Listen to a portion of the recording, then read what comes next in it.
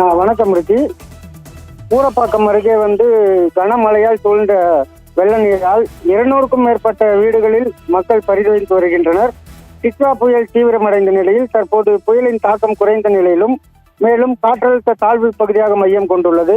இதன் காரணமாக செங்கல்பட்டு மாவட்டத்தில் கடந்த 2 நாட்களாக கனமழை பெய்து வரும் நிலையில் நேற்று நள்ளிரவு முதல் விடிய விடிய கனமழை வெளுத்து வாங்கியது. தற்போது செங்கல்பட்டு அடுத்த ஊரப்பாக்கம் அருகே சுமார் 200க்கும் மேற்பட்ட வீடுகளில் மக்கள் அத்தியாவசிய தேவைக்கு கூட வர முடியாமல் கடும் சிரமத்திற்கு உள்ளாகி வருகின்றனர். இதில் குறிப்பாக ஜெகதீசன் நகர், செல்வராஜ் நகர், தாய் மூகாம்பிகை நகர், அன்னை அஞ்சுகம் நகர் உள்ளிட்ட பல்வேறு பகுதிகளில் மழைநீர் வீடுகளில் புகுந்துள்ளதால் பொதுமக்கள் கடும் சிரமத்திற்கு உள்ளாகி வருகின்றனர். மேலும் இந்த பகுதியில் வடிகால்வாய் பணி அமைக்காததால் கழிவு நீரும் மழைநீரும் கலந்து செல்லும் சூழல் ஏற்பட்டுள்ளது. இதனால் நோய் தொற்றும் கடும் அபாயம் உள்ளது. எனவே போர்க்கால அடிப்படையில் சாலையில் தேங்கியுள்ள மழைநீரை அப்புறப்படுத்த வேண்டும் எனவும் கால்வாய்களை தூர்வார வேண்டும் எனவும் அப்பகுதி மக்கள்